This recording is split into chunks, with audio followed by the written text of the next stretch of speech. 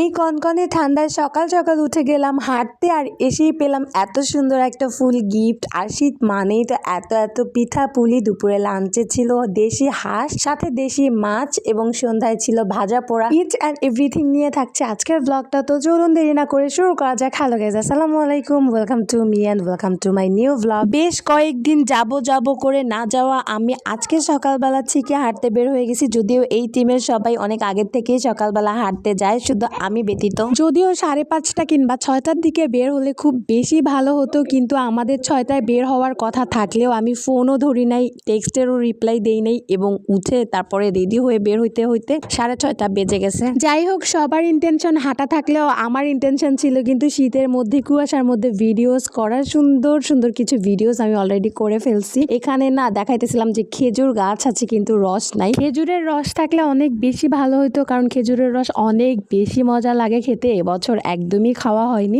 Even কি শহরের থেকে না গ্রামে শীতে অনেক বেশি মজা হয়। সবাই মিলে একসাথে পিকনিক করা, রোদ পোহানো, আগুন জ্বালিয়ে না কুয়াশার মধ্যে এনজয় করা, সলিড খাবার খাওয়া, দেশি হাঁসের ডিম। ও মাই গড, এত বেশি মজা লাগে।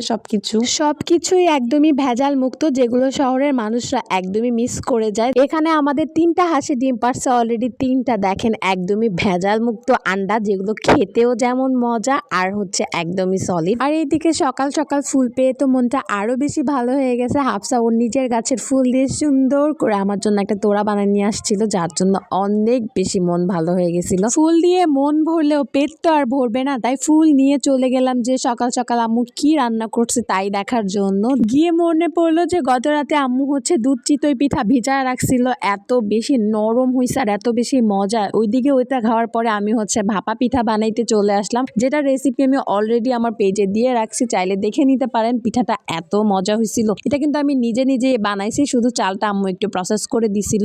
সবকিছু বেশি বেশি দিয়ে একটা বড় সাইজের পিঠা বানানোর পরেও না কেমন জানি আমি ভাগেই পাই নাই। অল্প একটুখানি খাইতে হয়েছে, কারণ সবাইকে দেওয়ার পরে সবাই এত বেশি প্রশংসা করছে যে নিজের পেট অলরেডি তাতেই ভরে গেছে, আর নিজে অল্প একটু ভাগে পাইছি। আমরা মেয়ে মানুষ পেট ভরে খাওয়ার থেকে মন ভরে প্রশংসা পেতে ভালোবাসি। সো অনেক বেশি প্রশংসা পাওয়ার পর পেট এমনিতেই ভরে গেছে। এদিকে দুপুরে রান্নার প্রসেস চলতেছে। এখানে কবুতরের মাংস সুন্দরভাবে মশলা দিয়ে ম্যারিনেট করে রাখতেছিলাম, আর এইদিকে দেশি হাঁস এখানে সুন্দর করে ক্লিন করে নেওয়া হচ্ছিল। আজকে লাঞ্চের মেনু ছিল খোলসা মাছ, এটাকে বরিশালের ভাষায় খোলসা মাছ বলে। এত বেশি মজার হয় যেহেতু দেশি মাছ। এটা হচ্ছে ভুনা, আর এখানে দেশি হাঁস ছোট ছোট করে কয়েকটা আলু দিয়ে বেশি ঝাল ঝাল করে ভুনা করা হচ্ছিল, আর সাথে কবুতরের মাংস। আজকের মেনুগুলো জাস্ট অনেক বেশি মজা হয়েছে। আরো ছিল মাটির চুলার রান্না, আর এটা তো মোটামুটি সবাই জানে যে মাটির চুলাতে রান্না করলে সব কিছুই অনেক বেশি মজা লাগে। আর যদি হয় সেগুলো দেশি মাছ, দেশি হাঁস, তাহলে তো কোনো কথাই নাই। আজকে লাঞ্চটা একদম ভরপুর পেট ভরে ভাত খাইছি, এত বেশি মজা হয়েছিল।